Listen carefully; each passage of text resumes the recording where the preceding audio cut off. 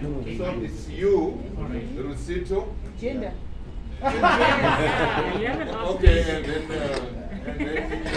you. Sorry about that. Okay, so that's it.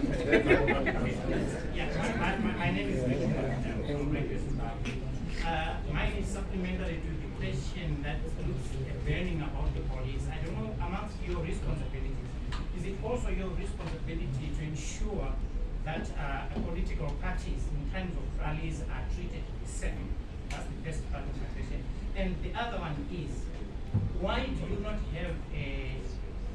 have clear-cut conditions that apply to all political parties that want to hold their rallies, so that people don't have to come back to you and complain after the rally? As it is, somebody is referring to a rally in Highfield, the other one in Hepworth. The people who are going to have their rally in Highfield cannot come and complain because there has not been any mishaps. So why do we not have, or ZEC not have, clear-cut conditions that apply to political parties in times of rallies when the time comes? Yeah, and then the next one was Rusito. Yes, It's going to be a mix of follow-up and other issues. You seem to be in contradiction when you say that you are not going to be attending to any issues that have not been formally reported to you as ZEC. But we are here, you are responding to certain issues about what's happening on the social media. There is no any formal report as far as this issue is concerned. But when there are certain pertinent issues that are actually happening, you say there is no formal report. Do you only have a formal report as and when you wish to report to matters? Because surely you are responding right now to issues that are going on the social media. But there's not been any formal report that has been done to you. Why are we not getting the same response to you as far as issues of the many other issues we've been raising here that you allege that have not been reported to you? The second question that I'm going to be asking to you, sir, is ZEC, one of your mandates is to make sure that you register all Zimbabweans. That's a constitutional obligation you've got here. We have many millions of first-time voters. We have failed to register to vote because they do not have access to national ID cards. I know this falls under a different ministry altogether, but we have not heard ZEC saying anything about making sure that you help and facilitate to make sure that first-time voters here in Zimbabwe have got access to actually vote. Where is your position and your statement as far as this case is concerned for first-time voters? Quickly, my third question is also, you have said that the platform that is doing rounds, you have distanced yourself from the platform, but you have not distanced yourself from the content of it. Therefore, the content may have been taken from ZEC and surely posted anywhere else. What you have simply told us is that the content, the platforms that are doing rounds are not official ZEC platforms. Agreed. Do you also deny the official information that is on the same platforms? Because surely anyone can copy and paste information from any platform. What is your position about the content, not the source of the information? Maybe my last question is the issue of many people who are voting around. You've got a situation in Glenview where more than 20 people are using the same address to register. Surely there is no houses in Glenview that are accommodating more than 20 people. I'll actually cite an example so that we respond to this issue. There's an issue of one Mr. Chisho, who is also ran under the ZANU-PF primary in Glenview. His house has 33 people as far as this voter registration VR is proving to us. How do we have 33 people registered under one house in this particular issue? And then we also have many people that moved from Zimba East constituency, they are now registered in Glenview South. What is your response towards this issue and what has been done officially to make sure that these people have moved? I think those are my quick questions. Thank you. Mine is just brief. I just wanted to know whether ZEC has been helped because we are now finding some of the information in other platforms such as Triple One Hash. Has it been helped, and how best are you protecting the information so that it cannot be found in everyone to avoid distortion? Thank you. Thank you for the questions that we have fired. Okay, political parties that are treated differently.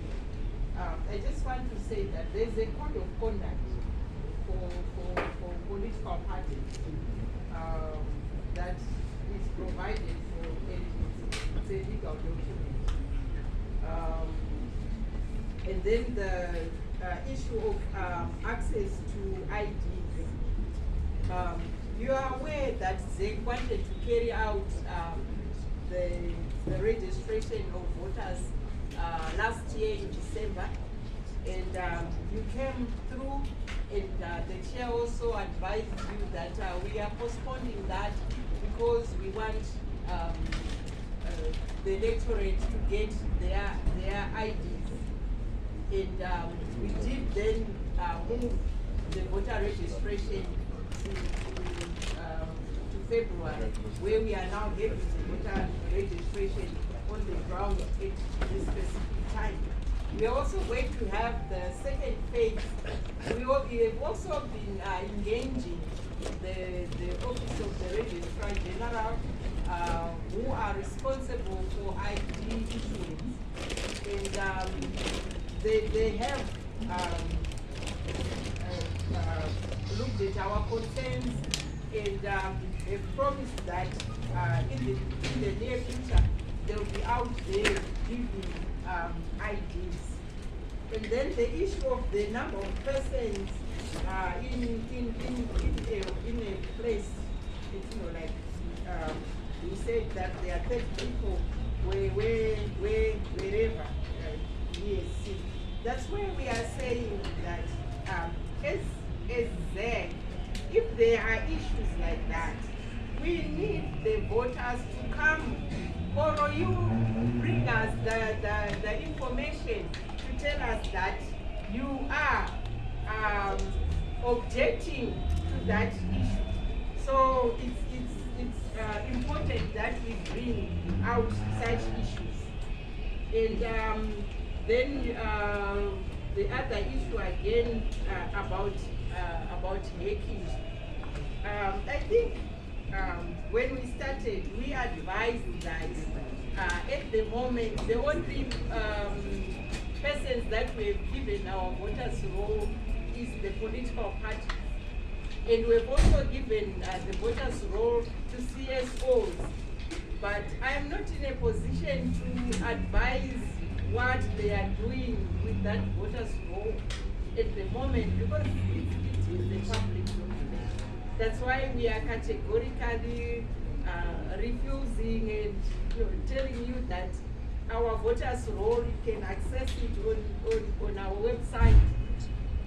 If you access the voters roll and then you use it for something else which is over and above what it's supposed to be used for,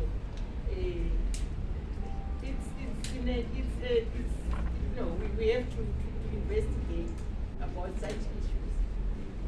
Okay, I'll ask again my colleagues to assist. Probably I'll leave the voter registration issues to my colleagues there. I think they have the views on that. But I wanted to respond to the issue of rallies. The Electoral Act, Chapter 230, has a code of conduct which should be followed by all political parties and stakeholders. These stakeholders also include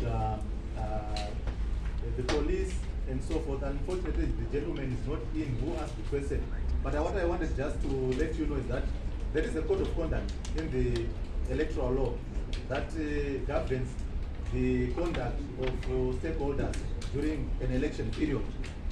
So you find that if there is a breach of the code, there are criminal sanctions to that. And if a party fails to follow the said code, there are consequences to that. So in this particular instance, what I wanted to say is that it's the country that has a situation to govern the conduct of stakeholders during an election period through the provision of this code of conduct, which is in the electoral. It's law in Zimbabwe. So if you go and look in the Electoral Act, you find that there is a way parties are expected to conduct themselves during elections. So there is something that governs the conduct of stakeholders during an election.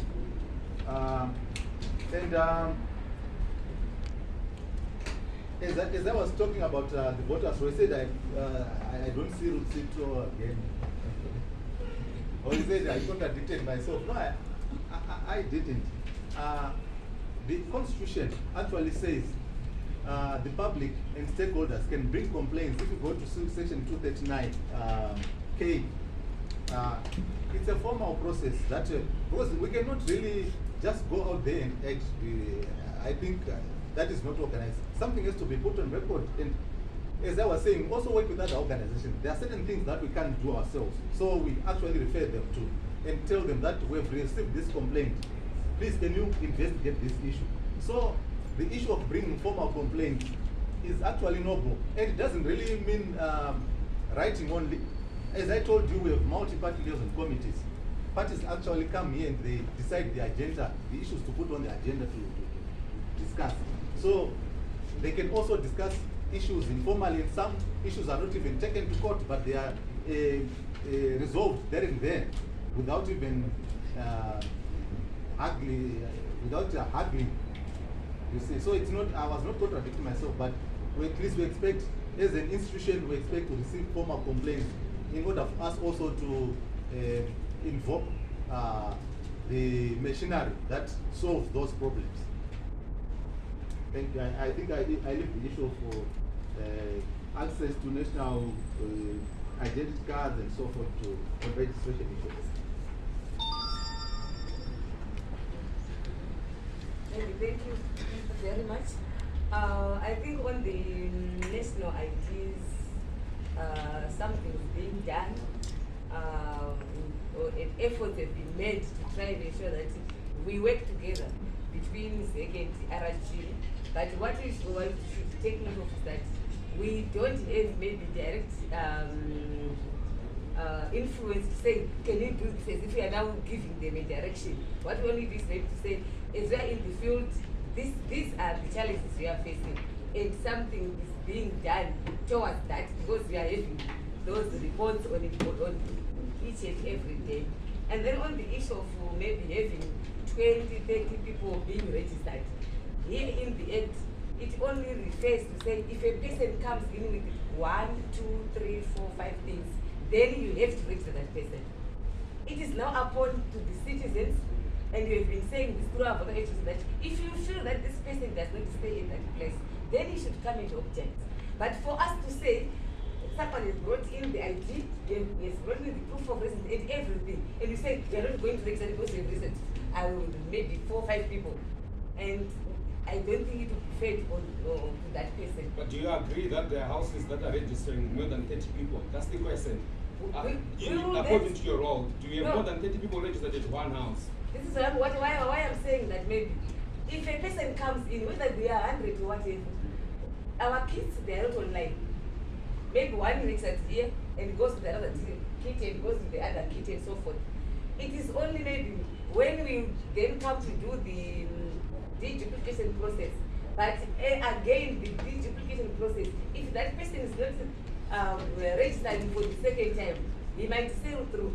As I am saying, maybe some of these issues we are raising, we hear them. Sometimes even if we see them, we don't have any powers to say we don't want so many people to be there. But otherwise, I would like to urge you as our machinery to also approach those who make laws, because we are only the referees.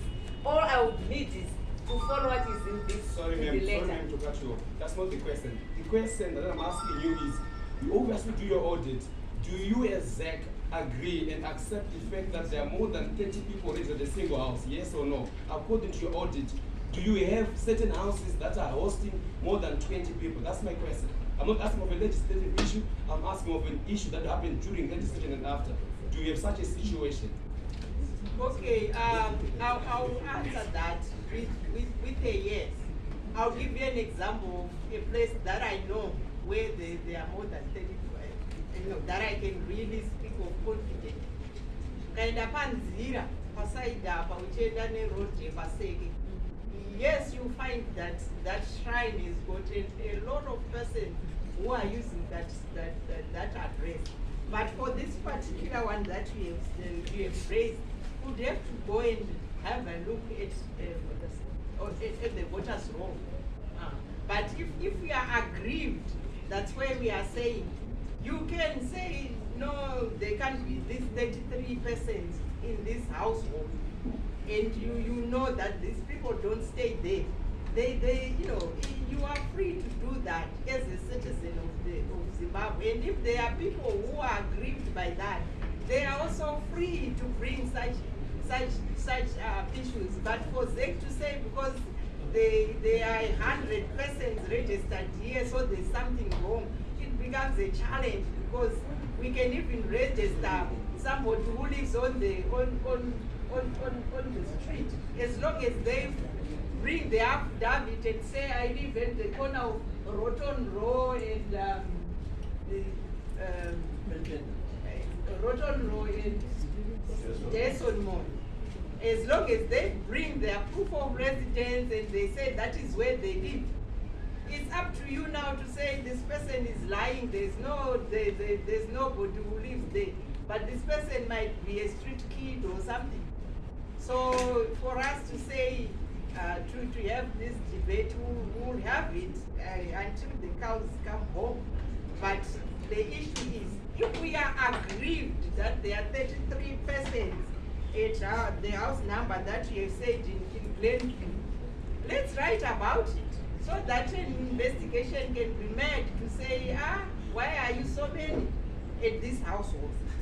I think as we agreed that we'll take these questions, these were the last questions that we had.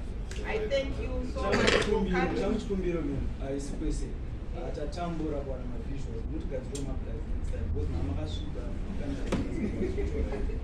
Okay. Thank you.